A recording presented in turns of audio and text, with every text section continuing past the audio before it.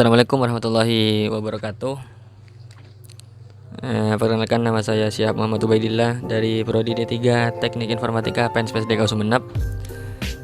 Kali ini saya akan menjelaskan mengenai materi ke-7 tentang Y2, yaitu Working with Database oleh Ahmad Syauqi Hasan. YDAO, Database Access Object. YDAO dibangun di atas PDO, yaitu PHP Data Object. PDO merupakan extension yang menyediakan antarmuka untuk mengakses database menggunakan bahasa PHP. YDAO menyediakan Object Oriented API untuk mengakses database relasional. YDAO merupakan dasar untuk metode pengaksesan database secara lebih advance, seperti Query Builder dan Active Record. YDAO dapat langsung mendukung DBMS seperti berikut ini, seperti MySQL ataupun SQL Plus, Oracle, dan banyak lainnya. Koneksi ke database. Cara menghubungkan Y2 untuk mengkoneksikan ke database. Seperti pada gambar di kanan atas, itu adalah contohnya, bisa disesuaikan dengan program yang nanti kita buat. Untuk dapat mengakses database, Anda juga harus terhubung ke database tersebut dengan cara membuat instance dari Y atau DB connection. Akses ke database seringkali dilakukan dari beberapa tempat berbeda. Seperti contoh, koneksi database akan lebih tepat jika dikonfigurasikan pada application komponen. Seperti lihat skrip di atas kanan atas. Anda juga dapat mengakses koneksi ke DB di atas melalui Y $app arah kanan DB. Konfigurasi di atas merupakan contoh koneksi ke database MySQL. Untuk database lain, pastikan nilai dari properti DSN diisi dengan nilai yang sesuai dengan database server yang digunakan. Sebagai contoh dari properti DSN untuk database PostgreSQL adalah seperti skrip di paling bawah. Untuk menjalankan SQL query, panggil fungsi create command dan masukkan SQL query sebagai parameternya. Kemudian panggil salah satu dari beberapa metode eksekusi, seperti pada contoh di gambar kanan. Dengan catatan, untuk menjaga presisi, data yang diambil dari database selalu dipresentasikan sebagai string ataupun teks, walaupun tipe dari data kolom pada tabel adalah numerik. Selanjutnya ada binding parameter. Untuk menghindari serangan SQL injection, Anda harus menggunakan pendekatan menggunakan binding parameter. Pendekatan ini juga dapat meningkatkan performa dari statement SQL, dan juga Anda dapat menggunakan metode bin value, yaitu bin a single parameter value, bin values, bin multiple parameter value, and in one call. Juga ada bin param, yaitu similar to bin value, but also support binding parameter reference. Seperti contoh penggunaannya pada gambar di kanan atas. Selanjutnya, untuk menjalankan perintah SQL selain query. Untuk menjalankan perintah SQL selain query dapat melakukan dengan memanggil metode execute. Untuk perintah-perintah DML selain menuliskan statement SQL dasar, dapat juga dilakukan dengan menggunakan metode insert, update, dan delete sebelum memanggil metode execute. Seperti contoh pada gambar. Meletakkan nama tabel dan kolom dalam tanda petik. Ada kalanya Anda perlu menuliskan perintah SQL yang di dalamnya terdapat nama tabel ataupun kolom dalam tanda petik. Misal Anda ingin menjalankan perintah SQL select sum dalam kurung tanda petik 1 salary from employee. Aturan penggunaan quote berbeda antara DBMS satu dengan lainnya, yaitu dengan menambahkan kerumitan dalam menulis perintah SQL untuk aplikasi yang database agnostik. Apa itu database agnostik? Yaitu adalah tidak terikat dengan jenis DBMS. Dalam YDAO, Anda dapat mengquote atau mencatat nama kolom dalam double kurung kotak. Bukan kurung kurawal, namun dengan kurung kotak. Dan juga dengan nama tabel dalam double kurung kurawal. Seperti contoh pada gambar di kanan bawah. Selanjutnya ada multiple DBMS. Dalam sistem yang besar ataupun kompleks, Seringkali terdapat beberapa server database untuk data yang sama. Untuk performa, Anda mungkin perlu mengaplikasikan strategi bahwa penulisan data dilakukan di DBMS master, sedangkan pembacaan data di DBMS slave, yaitu dengan menggunakan read, write, dan splitting. Untuk menerapkan strategi di atas, Anda perlu mengatur konfigurasi koneksi database Anda seperti skrip di samping. Dengan konfigurasi seperti skrip di samping, setiap penggunaan metode execute akan dianggap sebagai perintah write dan dilakukan pada DBMS master. Sedangkan penggunaan metode query XYZ akan dianggap sebagai perintah read dan dilakukan pada DBMS slave. Bekerja dengan database skema, JDEO menyediakan metode lengkap untuk memanipulasi objek-objek di dalam database. Seperti contoh, di sini ada banyak contoh. Yang pertama ada create table, ada rename table, ada draw table, dan banyak lainnya. Ada query builder. Query builder dibangun di atas JDEO. Dengan query builder memungkinkan Anda untuk membentuk statement SQL secara agnostik. Penggunaan query builder normalnya membutuhkan dua langkah. Yang pertama membuat objek DB query yang mempresentasikan SQL query. Langkah yang kedua untuk menjalankan metode query, misal seperti al dan buka kurung dari DB query untuk mengambil data dari database. Skrip di atas akan menjalankan statement SQL seperti contoh skrip di bawah ini, di mana bin parameter dengan nama last_name diisi dengan teks Jono. Jono ini nama contoh. Dengan catatan, query builder secara otomatis akan menggunakan bin parameter. Cara penggunaan select. Metode select digunakan untuk memilih kolom seperti misal pada contoh di opsi pertama. Dalam SQL query, sering kali kita menambahkan nama table di depan nama kolom yang dipilih. Anda dapat melakukan dengan yang tertera pada opsi kedua. Anda juga dapat menambahkan alias untuk kolom dengan cara seperti kode di bawah ini, yang di opsi ketiga. Anda juga dapat menggunakan fungsi dalam database dengan cara kode di bawah ini, yang tertera pada opsi keempat. Dan juga Anda dapat menggunakan metode nSelect untuk menambahkan kolom yang dipilih, seperti contoh di bawah. From.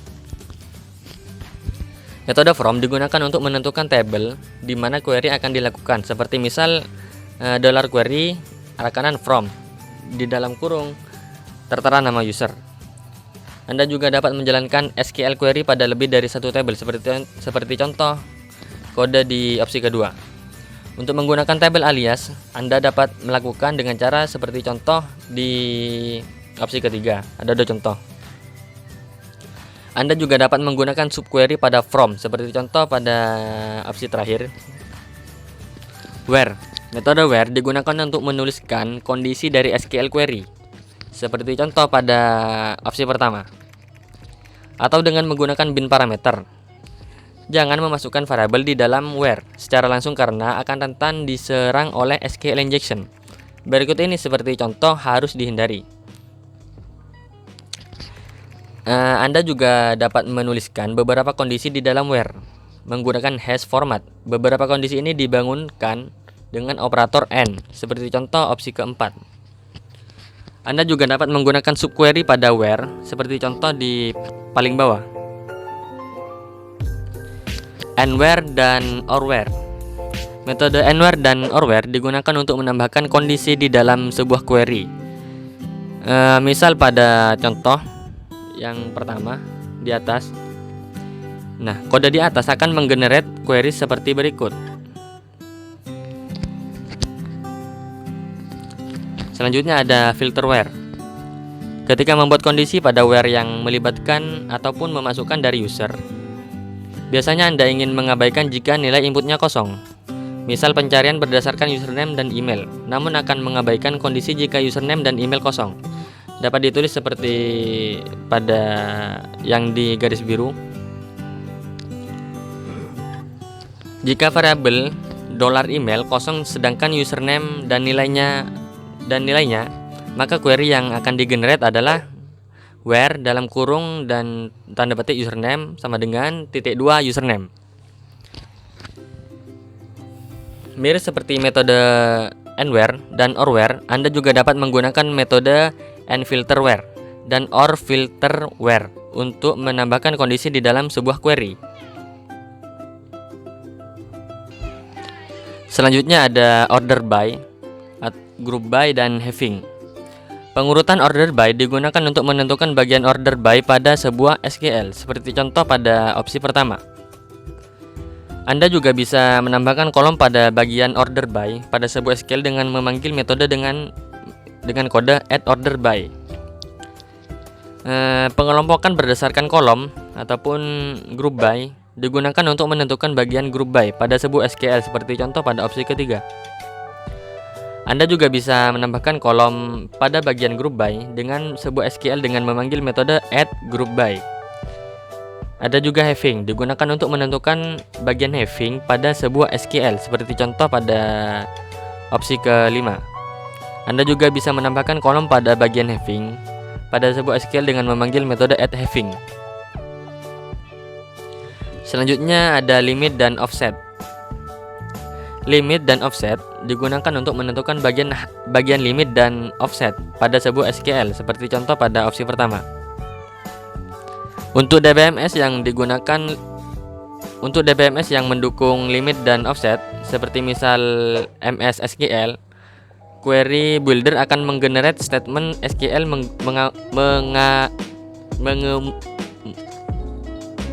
mengemulasikan fungsi limit dan atau offset.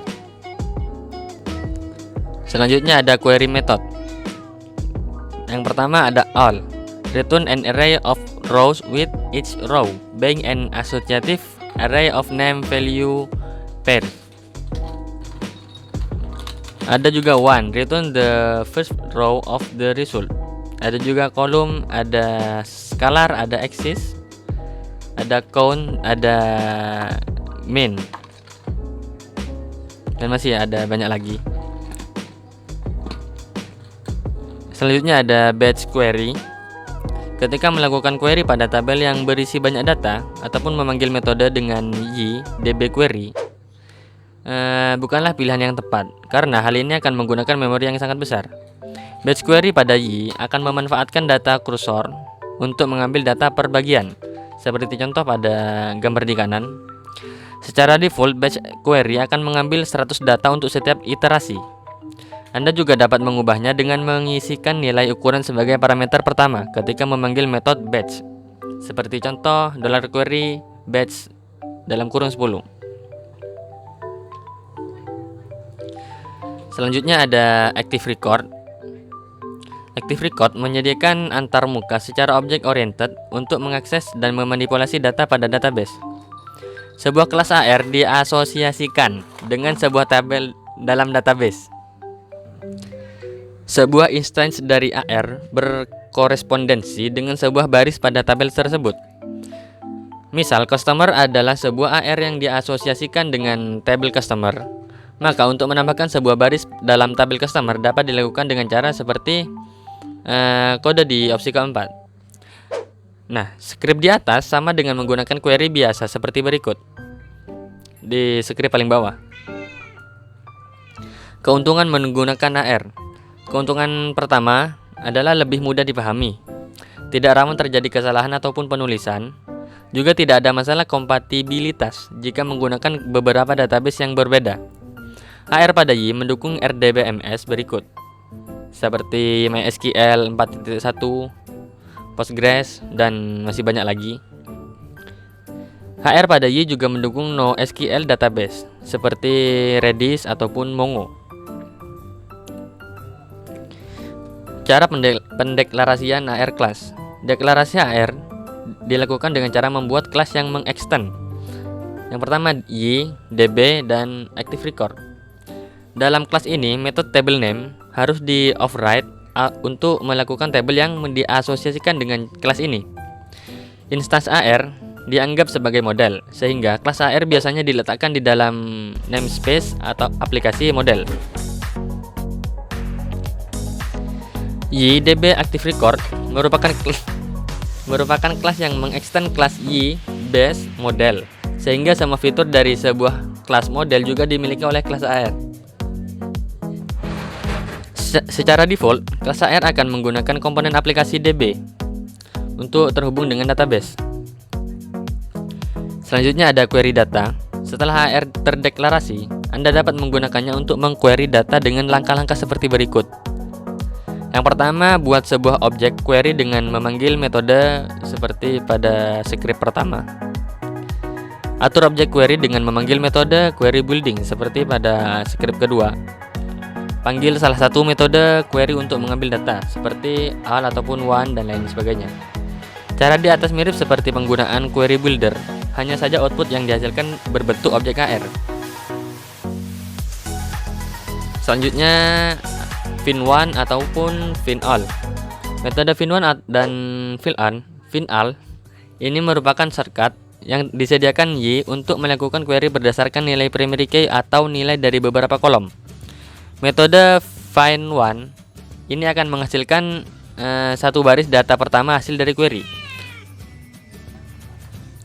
Kedua metode ini dapat menerima parameter seperti nilai scalar value, juga sebuah array berisi nilai scalar, dan juga sebuah associative array. Mengakses data pada AR. Query melalui kelas AR akan menghasilkan data dalam bentuk objek atau instance AR. Setiap atribut dari objek AR memiliki nama sesuai dengan nama kolom pada tabel yang diasosiasikan dengan kelas AR.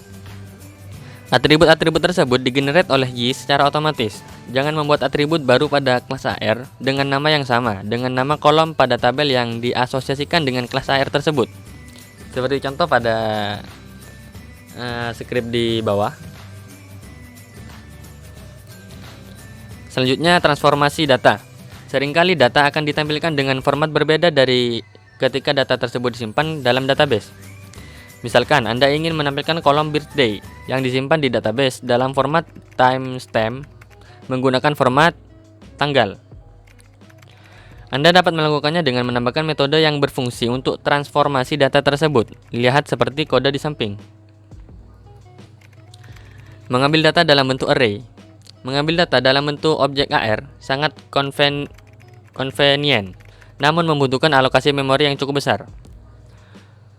Untuk menghemat penggunaan memori, Anda dapat mengambil data dalam bentuk array dengan cara memanggil metode as array dan buka kurung sebelum menjalankan metode query. Kekurangan dari metode ini adalah Anda akan kehilangan fitur-fitur yang melekat pada objek AR, seperti tipe data dari atribut pada objek AR otomatis akan disesuaikan dengan tipe data pada kolom di tabel.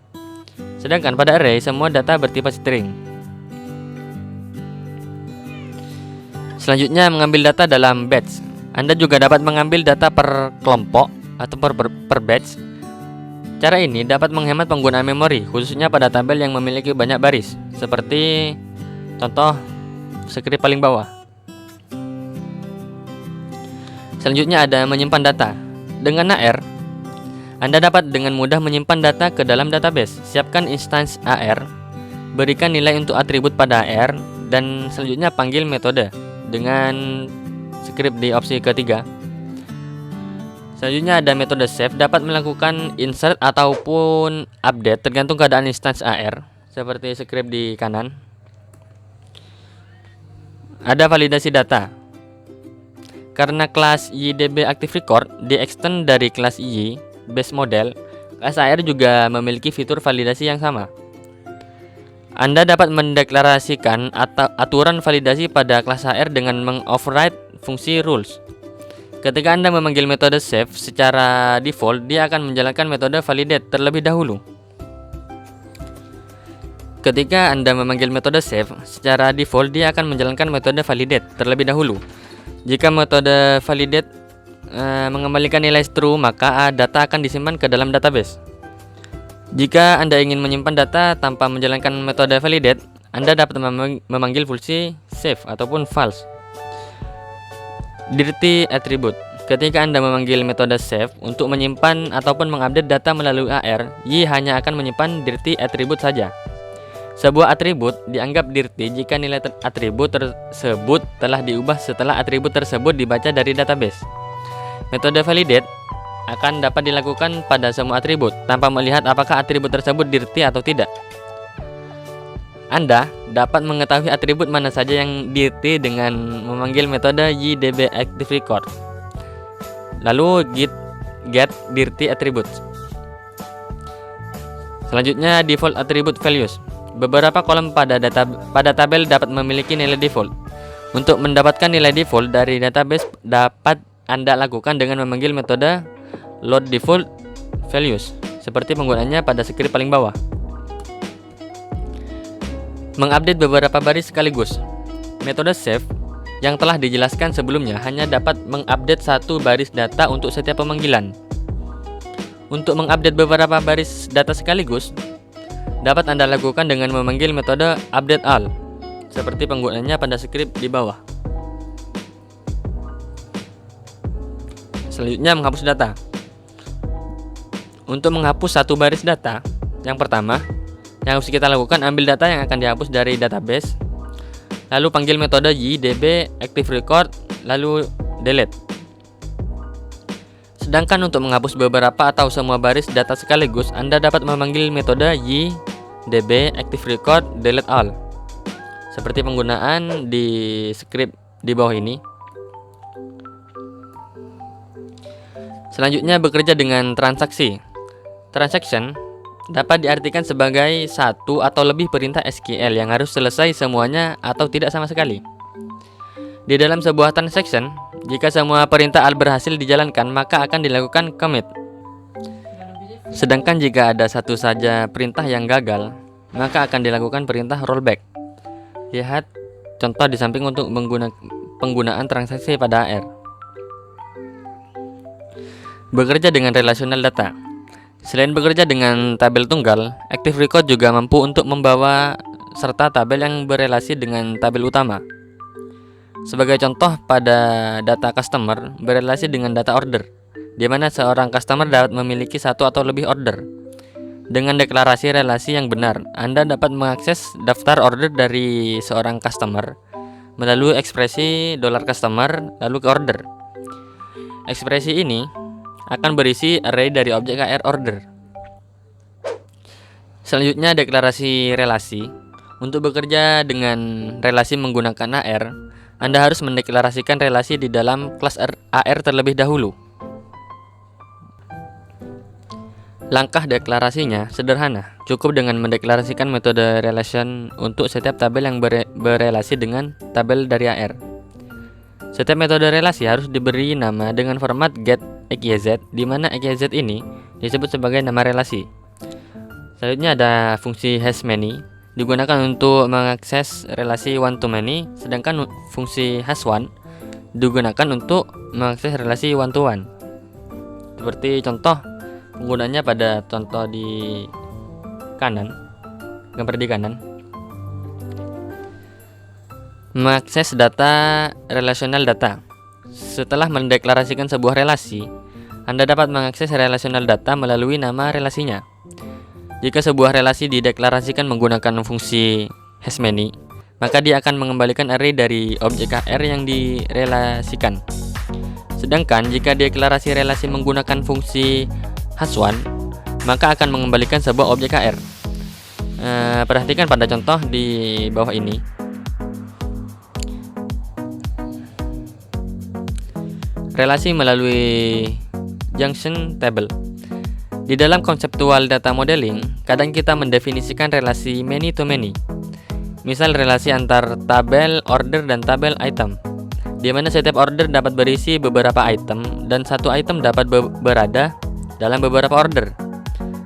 Pada kondisi ini, dibutuhkan sebuah tabel relasi yang biasa disebut sebagai junction table. Anda juga dapat mendeklarasikan relation melalui junction table dengan memanggil metode via atau via table. Relasi melalui junction table yang kedua. Cara penggunaan relasi yang dideklarasikan melalui junction table sama seperti relasi normal. Seperti contoh penggunaannya pada skrip di bawah. Lazy loading and eager loading. Data pada tabel relasi dapat diakses seperti mengakses sebuah properti normal. Pengaksesan seperti ini disebut sebagai lazy loading, yang artinya query pada tabel relasi hanya akan dilakukan jika data pada tabel relasi tersebut dibutuhkan ataupun untuk dibaca. Perhatikan contoh di samping kanan atas. Baris kode yang pertama hanya akan menjalankan SQL pada tabel customer saja. Baris kode kedua akan menjalankan SQL pada tabel order, di mana kolom customer underscore ID itu sama dengan 123. Dan pada baris ketiga tidak menjalankan SQL apapun karena script customer order sudah pernah dilakukan sebelumnya. Penulisan kode seperti di samping disebut sebagai lazy loading. Adapun lazy loading sangat convenient digunakan, namun untuk beberapa kasus penggunaan lazy loading memiliki performa yang buruk. Lazy loading and eager loading. Yang kedua, perhatikan contoh di kanan atas. Yang di kanan atas adalah contoh yang dijalankan secara lazy loading. Jika jumlah customer ada 100 orang, maka kode program tersebut akan menjalankan statement SQL sebanyak 101 kali. Yaitu sama saja dengan tidak efisien. Hal ini disebabkan karena setiap kali kita mengakses data order untuk masing-masing customer di dalam for each, sebuah statement SQL akan dijalankan. Masalah performa ini dapat diselesaikan dengan pendekatan eager loading. Perhatikan pada contoh di kanan bawah. Dengan memanggil metode with, Anda telah menginstruksikan objek HR untuk sekaligus mengakses data order dari 100 customer dengan satu statement SQL, sehingga total statement SQL dijalankan hanya 2 saja, jauh lebih efisien dibandingkan dengan 101 statement seperti yang dijalankan secara lazy loading. Selanjutnya ada migration. Y2 memiliki fitur yang sangat lengkap terkait database migration. Dengan database migration, Anda dapat membuat tabel, menambah version key, membuat index, membuat junction table, dan banyak lagi fungsi lainnya. Gunakan perintah y migrate --create untuk membuat file migrasi dasar. Gunakan perintah y migrate untuk menjalankan proses migrasi. Untuk fitur migrasi yang lebih lengkap dapat ditemukan pada dokumentasi y kedua. Mungkin itu saja yang dapat saya sampaikan mengenai y kedua dalam working with database. Kurang lebihnya mohon maaf. Ihdinas shiratal mustaqim. Wassalamualaikum warahmatullahi wabarakatuh.